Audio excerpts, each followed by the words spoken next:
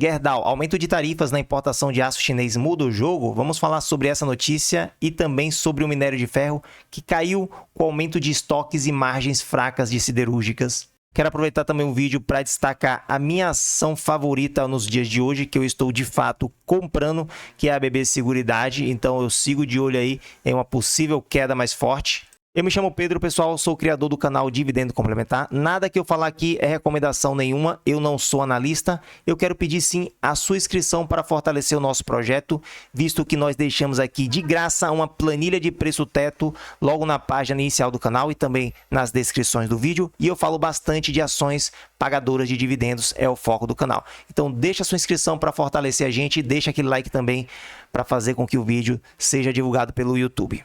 Gerdau GGBR4, aumento de tarifas na importação de aço chinês muda o jogo. Para quem não sabe, aí, recentemente o governo brasileiro aumentou um pouco o imposto sobre o aço importado e isso pode impactar positivamente a Gerdau. Em entrevista recente para a CNN, o CEO da Gerdau, Gustavo Werneck, trouxe algumas atualizações interessantes sobre o setor e a companhia. O assunto principal, claro, foi a enorme importação de aço chinês e como isso tem desequilibrado o setor siderúrgico brasileiro. Werneck fez questão de lembrar que o problema para a Gerdau não é competição, já que durante mais de 100 anos de história ela sempre esteve presente e ajudou a companhia a crescer, evoluir.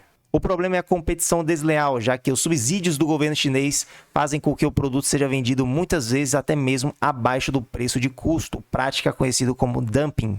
Para Werneck, esse problema pode se agravar num futuro não muito distante, já que o setor imobiliário e os investimentos em infraestrutura na China estão desacelerando, ao mesmo tempo que o país tem investido mais em setores menos intensivos em aço, economia verde, manufatura digital.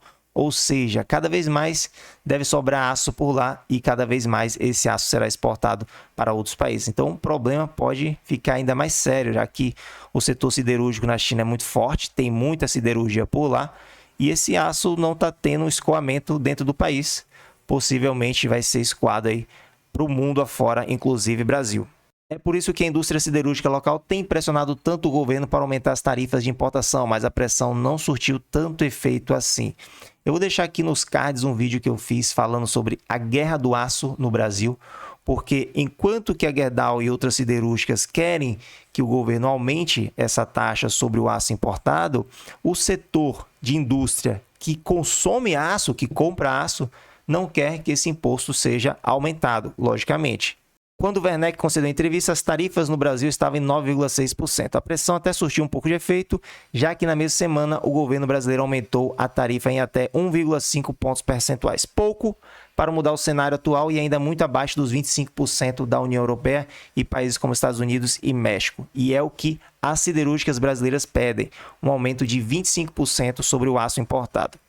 Falando em México, Werneck disse que o país será um dos focos da companhia daqui para frente, junto com o Brasil, Estados Unidos e Canadá, já que as usinas mexicanas têm se aproveitado do processo de nearshoring da indústria dos Estados Unidos, ou seja, de estar perto dos Estados Unidos ali e a importação do México para os Estados Unidos fica bem mais tranquila. E também do recente incremento das tarifas contra a importação de aço chinês. Então, além de estar próximo dos Estados Unidos, o México colocou essa tarifa ali para 25%.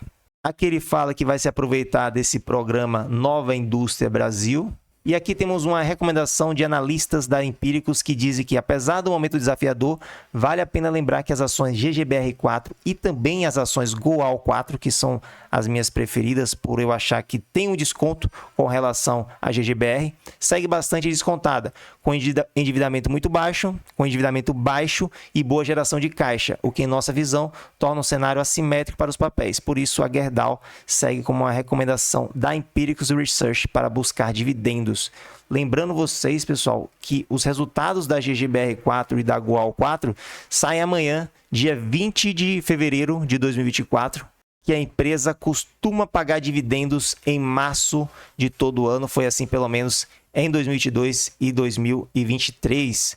A GOAL4, a mesma coisa, só que pagou ali a metade dos dividendos em março, né? Enquanto a GGBR colocou 20 centavos no bolso dos acionistas, a GOAL4 colocou apenas 10 centavos. Mas se você for olhar a cotação, fica praticamente elas por elas nesse caso desse dividendo de março de todo ano. Então, no momento, a gente tem a Goal aqui cotada a R$ 9,90. Veja que a margem de segurança está acima de 8%. Meu preço teto é R$ 10,76. Então, sigo de olho aí. Já tenho 300 ações de Goal e tenho também 30 de GGBR. E outra que eu estou também paquerando, na verdade, andei comprando recentemente, é a BB Seguridade. Meu preço teto está na faixa dos R$ 34,00. 4% minha margem de segurança. E o preço atual na faixa de R$ 32,50. Na verdade, subiu ali um pouquinho. Está agora cotada, nesse exato momento, em R$ 32,67. Chegou ali hoje a bater os R$ 32,42.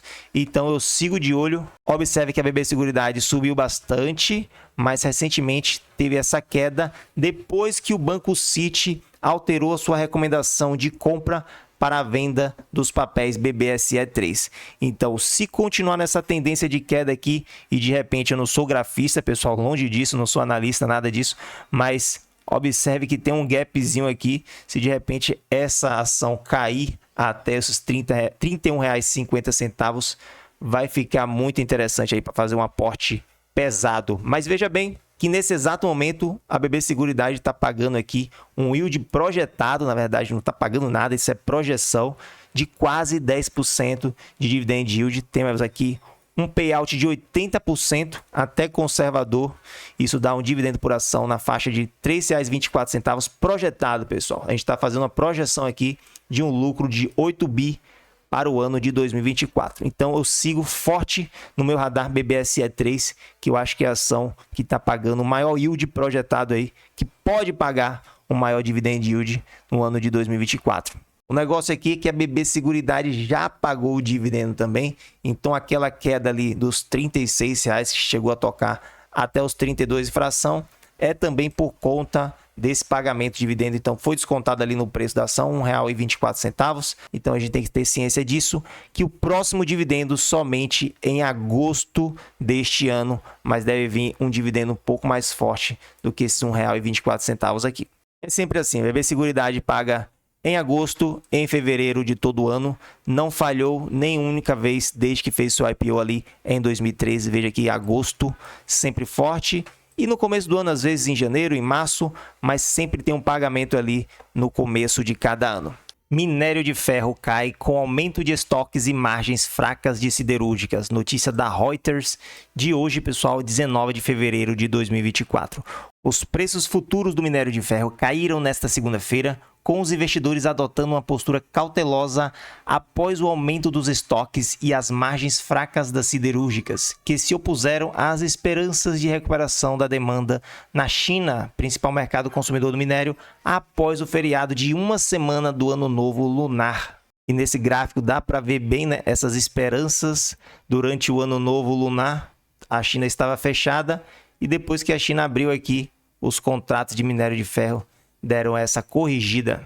Com relação às duas ações de minério de ferro da nossa Bolsa de Valores, a Semin está caindo cerca de 1% e a Vale caindo 0,70%. Veja que a Semin está corrigindo bastante porque chegou a tocar os R$ 8,00 e desde então vem caindo. Olha esse gráfico aqui, chegou lá nos R$ 8,00 e então veio corrigindo bastante, está nesse patamar aí de R$ 6,40. A Vale, por sua vez, chegou a tocar os R$ 77,00 e também corrigiu. Chegou a tocar aqui os R$ 65,00 e agora já deu essa subidinha aqui, porque a Vale não vai ficar tão largada assim. Se a gente for comparar os múltiplos, a Vale está muito mais barata do que a Semin. É claro que eu coloquei um yield exigido muito forte aqui para a Vale, visto que eu não tenho interesse de entrar na ação, né? Comprar essa empresa. E meu preço teto está na faixa de R$ 40,00 para a Vale e de R$ 4,62 para a CSN Mineração, que também subiu demais e eu estou achando que não vale a pena investir nela nesses preços de R$ 6,50. Outra coisa bem diferente aqui é o payout, que na Semin eu já coloquei um payout bem forte de 80% e a Vale até conservador ali de 60%. O dividend yield projetado aqui está bem interessante para as duas empresas, para as duas ações, na verdade, mas no momento eu sigo apenas observando aí e trazendo a notícia para vocês. O que aconteceu foi que o contrato de maio do minério de ferro mais negociado na Bolsa de Mercadorias de Dalian reverteu a tendência do início da sessão e fechou com queda de 0,5 a 132 dólares a tonelada. Já na Bolsa de Singapura caiu cerca de 3% para 127 dólares e 45 centavos, que é exatamente esse gráfico que a gente acompanha aqui no TradingView. Observe a queda aqui de quase 3%. O estoque de minério de ferro nos principais portos chineses pesquisados pela consultoria MySteel aumentou 4% durante o feriado, chegando a 136,76 milhões de toneladas em 18 de fevereiro, enquanto a lucratividade para as usinas pesquisadas caiu para 25%, a menor desde meados de novembro. Os preços do minério de Dalian subiram no início do dia, impulsionados pela perspectiva de mais estímulos econômicos a serem lançados depois que o primeiro-ministro da China pediu no domingo que os departamentos do gabinete trabalhassem mais para aumentar a confiança e expectativas públicas, informou a mídia estatal. Outros ingredientes siderúrgicos na bolsa de Dalian também registraram perdas, uma vez que o sentimento foi azedado depois que algumas usinas siderúrgicas de Hebei, no norte da China, e Shandong, no leste da China, reduziram seus preços de aquisição de coque entre 100 e 110 yuanes por tonelada a partir de segunda-feira. Este coque aqui seria uma espécie de combustível aí que as siderúrgicas usam nessa transformação de ferro em aço. Então é isso, pessoal. O minério de ferro parece que vive aí desses ruídos, dos estímulos que vão acontecer ou não vão acontecer na China. É uma situação aí muito difícil para quem investe nesse setor de mineração e também no setor de siderurgia. Fica bem complicado. No caso da Gerdau, foge um pouquinho da China, porque seu principal foco é o mercado doméstico e o mercado norte-americano. Porém, a questão da importação ainda está atingindo bastante a empresa. Então é isso, pessoal. Eu me chamo Pedro, sou o criador aqui do canal Dividendo Complementar. Deixo essa planilha de preço teto aqui, que é a minha planilha de preço teto disponibilizada gratuitamente para vocês. É só clicar em arquivo e depois baixar. Fica aqui na página inicial do canal e também na descrição dos vídeos, tá bom? Tudo que eu peço para vocês é que deixe essa inscrição aí para fortalecer o nosso projeto. Aquele like também que é importante na divulgação. Um grande abraço e até o próximo vídeo.